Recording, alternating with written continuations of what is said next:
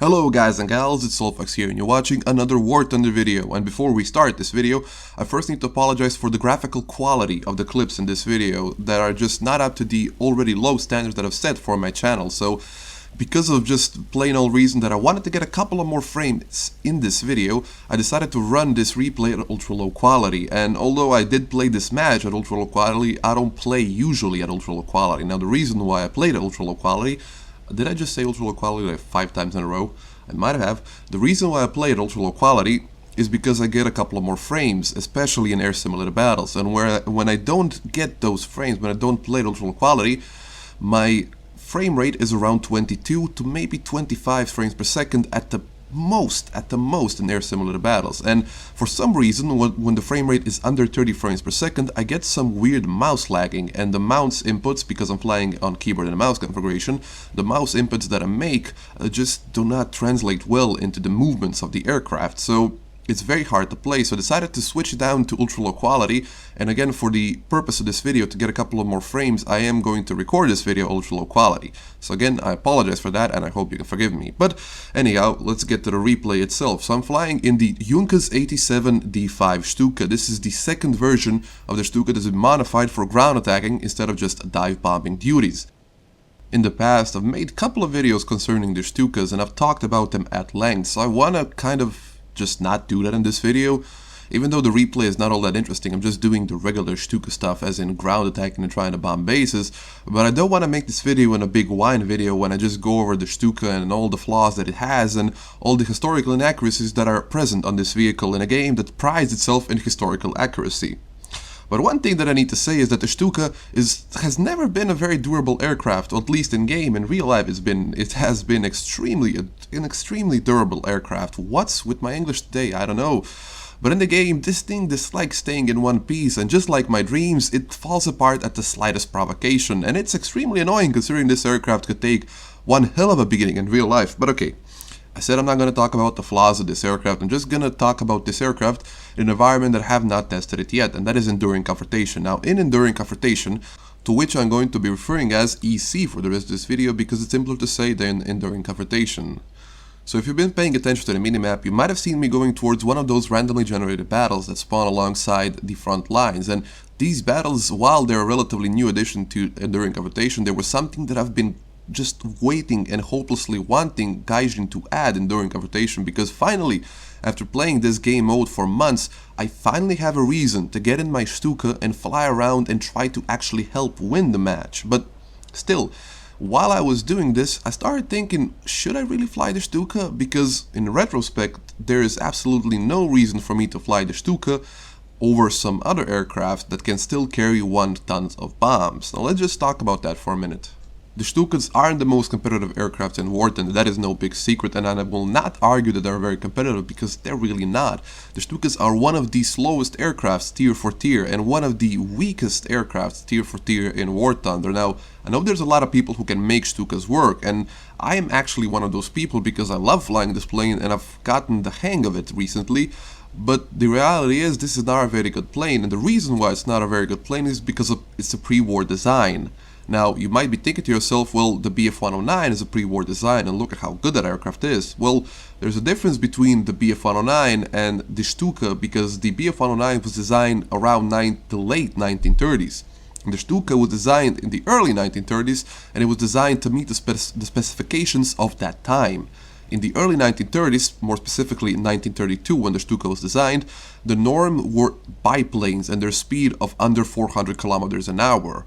Now, when the BF-109 was designed to reach over 500 kilometers an hour. So basically this plane was shafted from the beginning because the specifications of it were counting on fighting against biplanes. And even before the war started, even after countless of actual improvements upon the design of the Ju-87s, it was still deemed obsolete, and the leaders of the Reich knew that it's going to be very hard to actually make this plane work. But they made it work in the early years of the war by using fighter cover. That's one of the elements that you can't easily get in War Thunder. Of course, you can join a squad and you can fly in a wing where you get maybe 4 Stukas and 1, maybe 2 fighters, and that can work out very well. But when I fly solo, and I usually fly solo, I don't expect to get fighter cover and have to fend for myself. The reason why I'm telling you all of this is just to give you some context for the next aircraft I'm going to be talking about, and the next aircraft I'm going to be comparing to the Ju-87.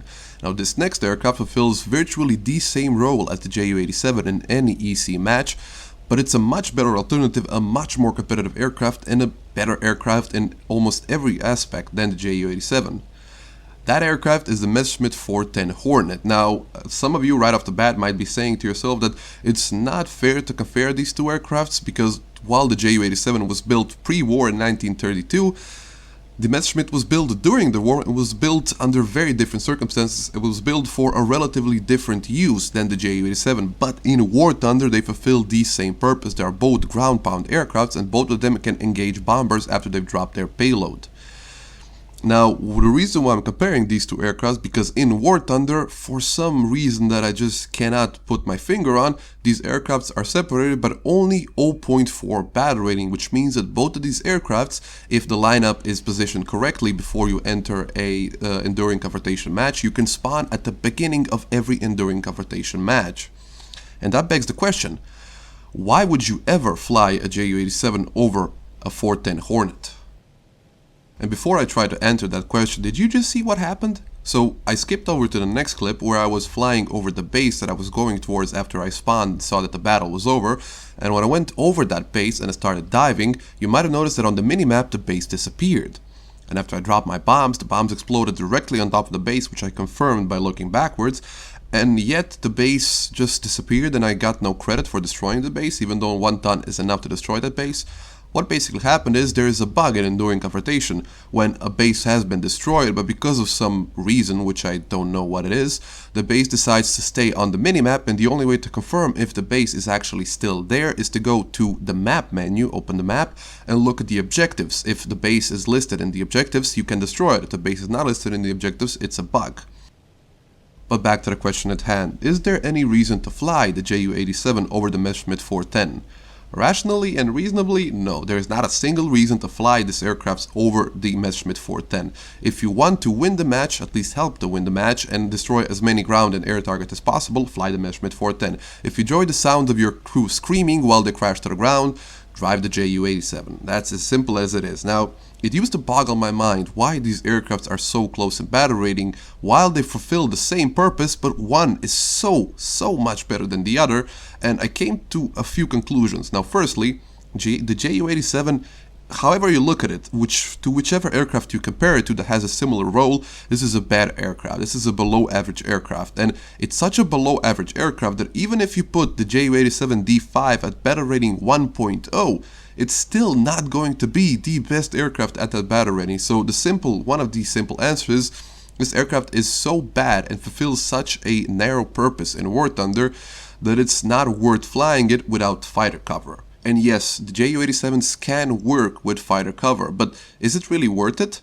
Let's say you have 3 Ju-87s and 1 Bf-109. That's 4 aircrafts that are occupied with doing one single thing. The Bf-109 is protecting Ju-87s, and Ju-87s have the task of either destroying ground targets or destroying bases. Now, 2 Messerschmitt 410s can easily protect each other from up to 2 aircrafts, and can, after they drop their bombs, they actually have some utility that the Ju-87 just simply doesn't have. Now, you might be saying, oh, that one time that I killed a few bombers and a few aircrafts in the Ju-87 D5, well, yes, that can happen, I've done the same, but I've killed many more bombers and many more fighters in the Messerschmitt 410 in a lot fewer tries, and that is simply because the Messerschmitt 410 can actually catch up to both bombers and, surprisingly, fighters. The Messerschmitt 410 is extremely fast in a straight line, it climbs extremely well, and unlike the Ju-87s, it can aim. It's very easy to aim because it's got such a big fuselage and it's such a heavy aircraft. There's not a lot of recoil when you're firing the dual MG151 cannons.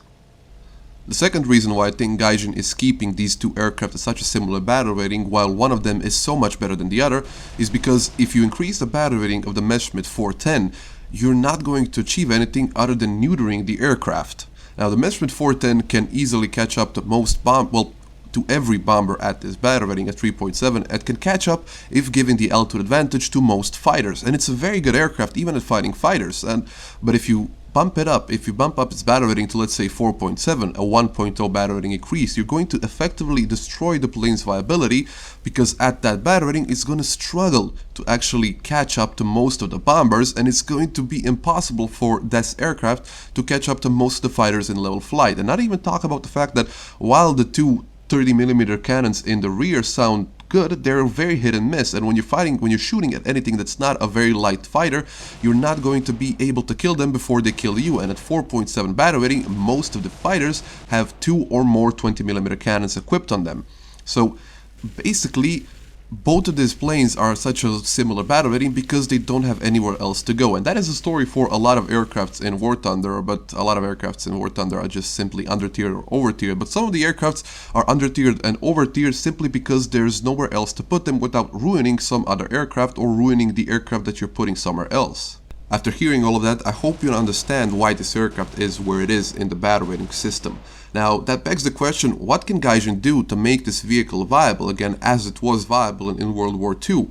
And the only way I can think of is not by Gaijin. Gaijin can't do anything about it. The community can do something. Let's actually fly these vehicles as they were flown in World War II, with either fighter cover or flying in large wings of 5 to 6 Ju-87s. That's the only way that I can see this very under-tiered, well, not under-tiered, excuse me, very underpowered, very below average and mediocre aircraft actually working, is that if you fly multiple of these aircrafts at the same time in a wing.